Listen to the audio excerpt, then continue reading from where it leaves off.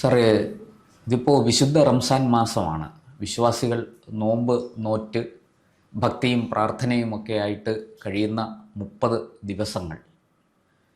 ഈ വിശുദ്ധ റംസാൻ മാസത്തിലാണ് പാക് അഫ്ഗാൻ അതിർത്തിയിൽ വലിയ സംഘർഷം, യുദ്ധം എന്ന് തന്നെ പറയാം, അതെ, ആ സാഹചര്യം രൂപപ്പെട്ടിരിക്കുന്നത്. പാകിസ്ഥാൻ അങ്ങോട്ട് താലിബാനെ ആക്രമിക്കുന്നു, താലിബാൻ തിരിച്ചടിക്കുന്നു. ഒരു F-16 വിമാനം പാകിസ്ഥാൻ്റെ അമേരിക്കയിൽ നിന്ന് വാങ്ങിയ F-16 വിമാനം അടിച്ചിട്ടു എന്ന് താലിബാൻ അവകാശവാദം ഉന്നയിക്കുന്നു. പാകിസ്ഥാൻ മറുപടിയൊന്നും പറയുന്നില്ല. സ്ഥിതി വളരെ ആശങ്കാജനകമാണ്, വളരെ രൂക്ഷമാണ്. എന്തുകൊണ്ടാണ് ഇങ്ങനെ ഒരു വിശുദ്ധ മാസത്തിൽ ഈ ഒരു രക്തച്ചൊരിച്ചിലിന് കാരണമായ ഒരു യുദ്ധത്തിലേക്ക് ചെന്നെത്താനുണ്ടായ സാഹചര്യം എന്താണ്? ഈ പാകിസ്ഥാൻ എന്ത് ഉദ്ദേശിച്ചാണ് ഇങ്ങനെയൊക്കെ പെരുമാറുന്നത്? ഒരു ഇസ്ലാമിക രാഷ്ട്രം റംസാൻ മാസത്തിൽ, വിശുദ്ധ മാസത്തിൽ ഒരു യുദ്ധം നടത്തുന്നെങ്കിൽ അതിൻ്റെ പിന്നിൽ വളരെ അവിശുദ്ധമായ ഒരു ലക്ഷ്യം ഉണ്ട് എന്നുള്ളതാണ്. ഒരു കാരണമുണ്ട്. അല്ലെങ്കിൽ ഒരിക്കലും വളരെ ദുരൂഹമായ ഒരു കാരണം. ഒരിക്കലും മറ്റൊരാളെ നാക്കുകൊണ്ടോ മനസ്സുകൊണ്ടോ പോലും വേദനിപ്പിക്കുകയോ അസഭ്യം പറയുകയോ ഒന്നും ചെയ്യരുതെന്ന് മുസ്ലിങ്ങൾ പരക്കെ വിശ്വസിക്കുന്ന ഈ വിശുദ്ധ മാസം, റംസാൻ മാസത്തിൽ, ഒരു വ്രതകാലത്ത് മനസ്സും ശരീരവും ശുദ്ധമായിക്കൊണ്ടിരിക്കുന്ന സമയത്ത് രണ്ട് രാഷ്ട്രങ്ങളിലെ ജനങ്ങളെയും അതുപോലെ മറ്റ് അയൽ രാഷ്ട്രങ്ങളിലെയും ഒക്കെയുള്ള ജനങ്ങളെയും മുസ്ലിങ്ങളെയും വേദനിപ്പിക്കുന്ന, അവരെ മനസ്സിനെ മലീമസമാക്കുന്ന ഒരു യുദ്ധമാണ് ഇപ്പോൾ നടക്കുന്നത്. കാബൂളിൽ തന്നെ കയറി ആക്രമണം നടത്തിയിരിക്കുകയാണ് പാകിസ്ഥാൻ ജെറ്റുകൾ. ഇപ്പോൾ പാകിസ്ഥാനിൽ എന്തോ ചീഞ്ഞു നാറുന്നുണ്ട്. രണ്ട് കാര്യങ്ങളാണ് സംശയിക്കുന്നത്. ഒന്ന്, രാഷ്ട്രീയമായ ഒരു അസ്ഥിരതയ്ക്കുള്ള സാധ്യത പാകിസ്ഥാനിലുണ്ട്. ഇമ്രാൻ ഖാനെ അതിഭയങ്കരമായി പീഡിപ്പിക്കുന്നു എന്നുള്ളത് ഇപ്പം പുറത്തു വന്നിരിക്കുകയാണ്. അദ്ദേഹത്തിൻ്റെ ഒരു കണ്ണിൻ്റെ കാഴ്ച ഏതാണ്ട് പൂർണ്ണമായും നഷ്ടപ്പെട്ടിരിക്കുന്നു എന്നുള്ളത് ബോധ്യമായിരിക്കുകയാണ്. അപ്പം അതെന്തോ ഇവർ കൊടുക്കുന്ന ഭക്ഷണമോ അല്ലെങ്കിൽ എന്തോ രീതിയിൽ അദ്ദേഹത്തെ അങ്ങനെ അന്ധനാക്കി മാറ്റാനുള്ള ഒരു ശ്രമം നടക്കുന്നു എന്നുള്ളത് പാകിസ്ഥാനിലെ എല്ലാവരെയും വളരെയധികം വേദനിപ്പിക്കുന്നുണ്ട്, സാധാരണ ജനങ്ങളെ. ഈ പട്ടാളത്തിൽ തന്നെ പറയുന്നത് ഒരു ടോപ്പ് ലെവൽ ഒരു വിഭാഗമാണ് അസീം മുനീറിനോടൊപ്പം ഉള്ളത്. ബോട്ടം ലെവൽ സോൾജിയേഴ്സിൽ പലരും ഇമ്രാൻഖാൻ അനുകൂലമാണ് എന്നുള്ളതാണ്. അതുപോലെ തന്നെ വ്യാപാരികളും, വളരെ റിച്ച് ആയിട്ടുള്ള വ്യാപാരികൾ അസീം മുനീറിനും ഇപ്പോഴത്തെ ഭരണകൂടത്തിനും ഒപ്പം നിൽക്കുമ്പോൾ സാധാരണക്കാരനായ ട്രേഡേഴ്സ്, അതുപോലെ തന്നെ കർഷകർ ഒക്കെ അസീം മുനീറിന് എതിരാണ്. ഇമ്രാൻഖാൻ അനുകൂല, അതായത് ഭൂരിപക്ഷ ജനത ഇമ്രാൻഖാനൊപ്പമാണ്. പാകിസ്ഥാനിൽ ശക്തമായ ഒരു ഭരണവിരുദ്ധ വികാരം ഭയങ്കരമായിട്ടുണ്ട്. അപ്പോൾ അതുകൊണ്ടാണ് ഈ റംസാൻ മാസത്തിൽ തന്നെ ഒരു യുദ്ധം, അത് ഒരു മുസ്ലിം രാഷ്ട്രത്തോട്, അഫ്ഗാനിസ്ഥാൻ എന്ന് പറയുന്നത് തീവ്ര മുസ്ലിം രാഷ്ട്രത്തോട് യുദ്ധം ചെയ്യാനായിട്ട് തയ്യാറാകുന്നത്. ഈ ഡ്യൂറന്റ് ലൈൻ എന്നൊക്കെ പറയുന്നത് എന്നും തർക്കമുള്ളൊരു സംഗതി തന്നെയാണ്. നമ്മുടെ ഈ മൻമോഹൻ ലൈൻ പോലെയാണ്. ചൈന അംഗീകരിക്കില്ല, ഇന്ത്യ അംഗീകരിക്കില്ല എന്ന് പറഞ്ഞ പോലത്തെ ഒരു എന്നും തർക്കം അവിടെ ഉള്ളതാണ്. അതിങ്ങനെ കുറെ നാളായിട്ട് പോകുന്നതാണ്. പക്ഷെ ഇപ്പൊ പെട്ടെന്ന് ഇത് പൊട്ടിത്തെറിക്കണമെങ്കിൽ തീർച്ചയായിട്ടും ഇതൊരു കാരണമാണ്. രണ്ടാമത്തെ കാരണം, സാമ്പത്തികമായി വലിയ ഞെരുക്കത്തിലാണ് പാകിസ്ഥാൻ.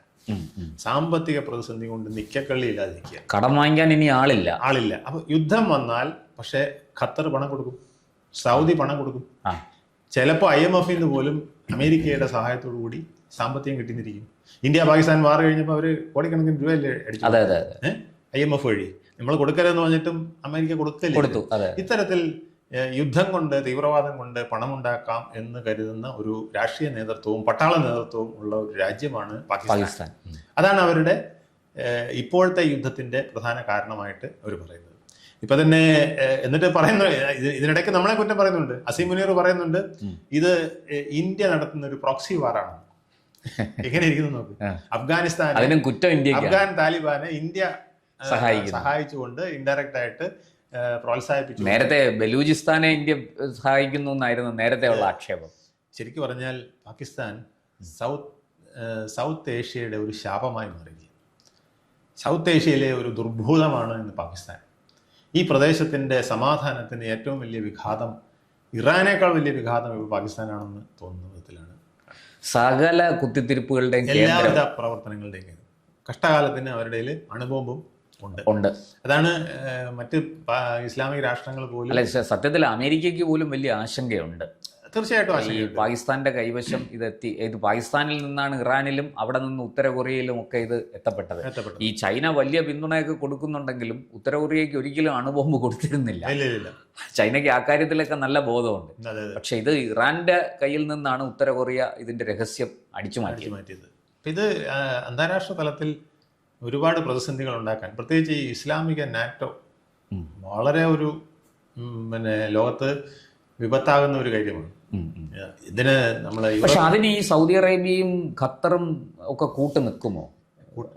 അവർക്ക് കൂട്ടു നിൽക്കാതിരിക്കാൻ പറ്റില്ല. കാരണം അങ്ങനെ ഒരു സാഹചര്യം ഉണ്ടായി. അതായത് ഈ അമേരിക്കയുടെ ലക്ഷ്യബോധമില്ലാത്ത ഒരു നേതൃത്വം അത് സൗദിയെയും ഖത്തറിനെയും UAEയും വരെ വളരെ അലട്ടുന്നുണ്ട്, ആശങ്കപ്പെടുന്നുണ്ട്. കാരണം ഇവർ വിശ്വസിച്ചിരുന്നത് അമേരിക്കയാണ്, യൂറോപ്യൻ രാഷ്ട്രങ്ങൾ. അവർക്കെല്ലാം പ്രൊട്ടക്ഷൻ കൊടുത്തോണ്ടിരുന്നത് പ്രൊട്ടക്ഷനും കൊടുക്കുന്നു മാത്രമല്ല, ഇൻഫ്രാസ്ട്രക്ചർ, അവരുടെ ഇൻഫ്രാസ്ട്രക്ചർ പോലും, അത് റോഡാവട്ടെ, അവിടുത്തെ വാട്ടർ പ്രോജക്റ്റ് ആവട്ടെ, അല്ലെങ്കിൽ ഷിപ്പിംഗ് പ്രോജക്റ്റ് ആവട്ടെ, ഇലക്ട്രിസിറ്റി, എല്ലാ കാര്യങ്ങളും, ഈവൻ ഹെൽത്ത്, എല്ലാ കാര്യങ്ങളും അവര് അമേരിക്കയെ കോപ്പി ചെയ്ത് അല്ലെങ്കിൽ യൂറോപ്പിനെ കോപ്പി ചെയ്ത്, അവരുടെ വെള്ളക്കാരെന്ന് പറഞ്ഞാൽ ഒരു പ്രത്യേക മമതയാണ് അവർക്ക്. വെള്ളക്കാരന് ഇപ്പോഴും നമ്മുടെ ഒരു പണത്തൂക്കം മുന്നിലാണ്. ഇന്ത്യൻ ജനതയാണ് അവിടെ ഏറ്റവും കൂടുതൽ സഹായം ചെയ്യുന്നത്. ഗൾഫ് കഷ്ടപ്പെടുന്നത് മുഴുവനും നമ്മുടെ ആൾക്കാരാണ്. ഈ ഗൾഫ് രാഷ്ട്രങ്ങളെ ബിൽഡ് ചെയ്യുന്നത് ഇന്ത്യക്കാരാണ്. പക്ഷേ അവര് അമേരിക്കയും യൂറോപ്പിനെയും വെള്ളക്കാരെയാണ് അവർ കൂടുതൽ മൈൻഡ് ചെയ്യുന്നത്. അവർക്കൊരു പോറൽ വരുത്താതിരിക്കാൻ അവരെപ്പോഴും നോക്കാറുണ്ട്. ഇന്ത്യക്കാരനെ എങ്ങനെ പോയാലും കുഴപ്പമില്ല, നമുക്ക് അവര് വലിയ ദ്രോഹം ചെയ്യുന്നല്ല ഞാൻ പറഞ്ഞു. അല്ല എങ്കിലും പക്ഷേ അവരൊരു സെക്കൻഡ് ഗ്രേഡ് അല്ല. പക്ഷെ സാർ, ഇവിടെ ഈ പാകിസ്ഥാനിക്കോ ബംഗ്ലാദേശിക്കോ കിട്ടാത്ത പരിഗണന ഇന്ത്യക്കാരനോട് കിട്ടും. തീർച്ചയായിട്ടും കിട്ടുന്നുണ്ട്. അവര് ഈക്വൽ പരിഗണനയെങ്കിലും തരുന്നുണ്ട്. അതായത് പാകിസ്ഥാൻകാരോട് പറയും മര്യാദയ്ക്ക് നിന്നോണം, ഇവിടെ ഇന്ത്യക്കാരോട് വെറുതെ അനാവശ്യമായ വഴക്കിനും ബഹളത്തിനും നിങ്ങളെല്ലാം ഒത്തുപോകണം, അല്ലെങ്കിൽ ഞങ്ങൾ പിടിച്ച് പുറത്താക്കും എന്ന് പറയുന്ന ആ ഒരു സമീപനമെങ്കിലും അവർ കാണിക്കുന്നുണ്ട്. ഇന്ത്യയിലെ മുസ്ലിങ്ങളെക്കാൾ ഭേദമായിട്ട് UAEയിലെ മുസ്ലിങ്ങൾ ഇന്ത്യക്കാരോട് പെരുമാറുന്നു എന്നുള്ളത് വലിയൊരു സത്യം തന്നെയാണ്. ഈ വക കാര്യങ്ങൾ വെച്ച് നോക്കുമ്പം ഇപ്പോഴത്തെ വാറെന്ന് പറയുന്നത് ശരിക്കും പറഞ്ഞാൽ പാകിസ്ഥാന്റെ സാമ്പത്തിക രാഷ്ട്രീയ അടിത്തറ ഉറപ്പിക്കാനുള്ള ഒരു വാറായിട്ടാണ് നമ്മൾ കാണേണ്ടത്. അല്ല, അങ്ങനെ ഈ അങ്ങ് പറഞ്ഞതുപോലെ ഈ പാകിസ്ഥാനിലെ ഭരണ അസ്ഥിരത, സാമ്പത്തിക പ്രശ്നം, അതുപോലെ രാഷ്ട്രീയമായ ഇപ്പം ഇമ്രാൻ ഖാനെ ഇങ്ങനെ ഒതുക്കി ജയിലിലിട്ട് അദ്ദേഹത്തെ കൊല്ലാക്കൊല ചെയ്തുകൊണ്ടിരിക്കുന്നു. ഇതിലൂടെ ഈ കാര്യങ്ങളിലൂടെ ഉണ്ടായി വന്നിരിക്കുന്ന ഒരു ഭരണവിരുദ്ധ വികാരത്തെ മറയ്ക്കാൻ വേണ്ടിയിട്ട് മാത്രം അതാണ് മെയിൻ ആയിട്ടുള്ള ഒരു ഡൈവേർട്ടീവ് പൊളിറ്റിക്സിന്റെ ഇപ്പോഴത്തെ കാരണം. അല്ലെങ്കിൽ റംസാൻ കാലത്ത് ഒരിക്കലും അത് കഴിഞ്ഞിട്ട് വന്നാലും നമുക്ക് മനസ്സിലാക്കാം. റംസാൻ കാലത്ത് പ്രത്യേകിച്ച് തീവ്രവാദികൾ പോലും ആ കാലത്ത് ഒരു അല്പം റെസ്ട്രെയിൻ പാലിക്കുന്നതാണ്. അതുപോലും ഇല്ലാതെ പ്രവർത്തിക്കുന്നു. പാകിസ്ഥാൻ അതുപോലെ ഇന്ത്യൻ ബോർഡറിലും അതുപോലെ തന്നെ കാണിക്കില്ലേ? അതെ. നമ്മുടെ ബോർഡറിൽ ഇപ്പം കഴിഞ്ഞ ദിവസം 2 ദിവസം മുമ്പേ ഭീകര നുഴഞ്ഞുകയറ്റ ശ്രമം നടന്നു, അവിടെ ഏറ്റുമുട്ടൽ നടന്നു, പല വിഷയങ്ങൾ അവിടെ ദിവസവും ഈ ദീപാവലിക്ക് മാലപ്പടക്കം പൊട്ടുന്നത് പോലെ ഇങ്ങനെ പൊട്ടുകയാണ്. അപ്പൊ ഇത് കാണിക്കുന്നത് അവർക്ക് എന്തൊക്കെയോ ഡൈവേർട്ട് ചെയ്യാനുണ്ട്, മറയ്ക്കാനുണ്ട്, രാജ്യത്തിന്റെ ഭരണം പിടിച്ചു നിർത്താനായിട്ട് അവർ യുദ്ധത്തിന് എന്നും നവാസ് ഷെരീഫും ഈ അസിം മുനീറും തമ്മിൽ ഒരു പ്രത്യേക കെമിസ്ട്രി വർക്ക് ചെയ്യുന്നുണ്ട്. ഷഹബാസ് ഷെരീഫും അസിം മുനീറും തമ്മിൽ ഒരു പ്രത്യേക കെമിസ്ട്രി വർക്ക് ചെയ്യുന്നു. അവർ തമ്മിൽ വലിയ സംശയത്തോടെയാണ് പരസ്പരം കാണുന്നതെങ്കിലും രണ്ടുപേരുടെ നിലനിൽപ്പിന് രണ്ടുപേരും ആവശ്യമാണെന്നൊരു തോന്നൽ അവർക്കുണ്ട്. അതിനുവേണ്ടി വിട്ടുവീഴ്ചയൊക്കെ ചെയ്യുന്നുണ്ട്. അസിം മുനീറിനെ തട്ടിയാൽ അല്ലെങ്കിൽ തട്ടാൻ ശ്രമിച്ചാൽ ഷഹബാസ് ഷെരീഫിന് വലിയ നിലനിൽപ്പ് അപകടത്തിലാവും. ഷഹബാസ് ഷെരീഫിനെ തട്ടിയാൽ അസിം മുനീറിനും ഇപ്പോൾ ജനങ്ങളുടെ ഇടയിൽ പിടിച്ചു നിൽക്കാൻ പറ്റാതെ വരും. കാരണം പട്ടാളക്കാരിൽ പോലും പൂർണ്ണമായും അസിം മുനീറിനൊപ്പം അല്ല എന്ന് ഇപ്പോഴും വിശ്വസിക്കുന്ന ഒരു ലോകത്താണ് ഇന്ന് ജീവിക്കുന്നത്. മുഴുവൻ താഴെത്തട്ടിലുള്ള പട്ടാളക്കാർ അങ്ങനെയല്ല. പക്ഷെ മേൽത്തട്ടിൽ ഉള്ള പിടിച്ചു നിൽപ്പാണ് എപ്പോഴും. ആർമിയിൽ അങ്ങനെയാണല്ലോ, ഹൈറാർക്കിയിൽ പിടിച്ചിട്ടുണ്ടെങ്കിൽ പിന്നെ താഴോട്ട് പ്രശ്നമില്ല എന്നുള്ളതാണ്. അതുകൊണ്ട് ഇമ്രാൻഖാൻ അതിന്റെയൊക്കെ ഒരു പരിധി കടന്നുപോയി. ഇമ്രാൻഖാന്റെ ഒരു നിഴൽ പോലും ഇല്ലാതാക്കുക എന്നുള്ളത് അവരുടെ ഒരു ഉദ്ദേശമാണ്. ഇമ്രാൻഖാന്റെ നിഴലെങ്കിലും അവിടെ ഉണ്ടെങ്കിൽ ജനങ്ങൾക്ക് പ്രത്യാശയാണ്. ഇദ്ദേഹം എന്തെങ്കിലും ഇറങ്ങി വന്നാൽ ഞങ്ങളുടെ രക്ഷകനാകും എന്നുള്ളൊരു പ്രത്യാശ. അതുകൊണ്ട് ഇമ്രാൻഖാനെ ഇല്ലാതാക്കുമോ എന്നുള്ളൊരു ഭയവും പാകിസ്ഥാൻ ജനതയ്ക്കുണ്ട്. ഇതെല്ലാം കൂടെ ചേർന്നാണ് ഇപ്പോൾ ഉണ്ടാക്കിയിരിക്കുന്നത്.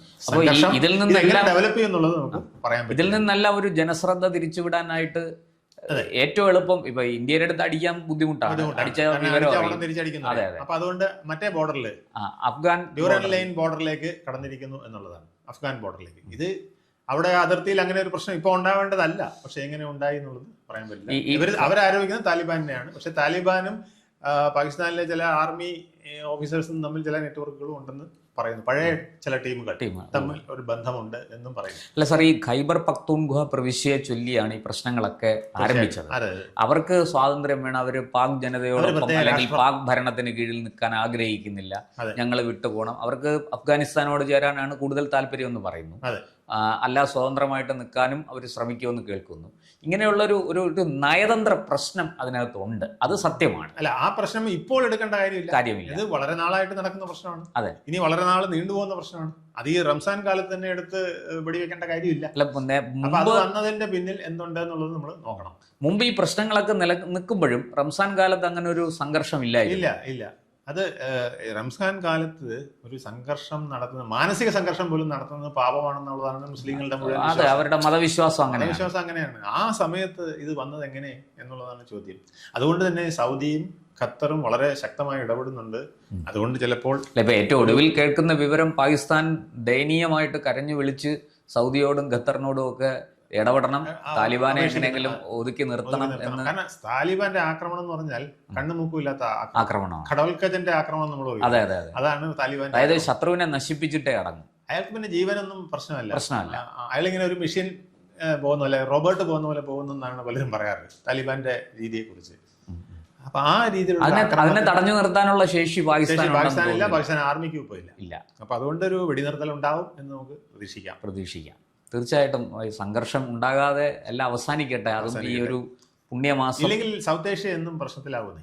പുണ്യമാസം എന്ന് കരുതി വിശ്വാസികൾ നോമ്പെല്ലാം എടുക്കുന്ന ഈ കാലത്ത് ഇങ്ങനൊരു സംഘർഷം ഉണ്ടാകാതിരിക്കട്ടെ. ഉണ്ടായ സംഘർഷം എത്രയും പെട്ടെന്ന് അവസാനിക്കട്ടെ. കൂടുതൽ വാർത്തകളും വിശേഷങ്ങളും നേരിട്ട് ലഭിക്കാൻ ജനങ്ങളിൽ നിന്ന് ജനങ്ങളിലേക്ക് ജനഭൂമി ന്യൂസ് സബ്സ്ക്രൈബ് ചെയ്യൂ. ബെൽ ബട്ടൺ അമർത്താനും മറക്കരുത്.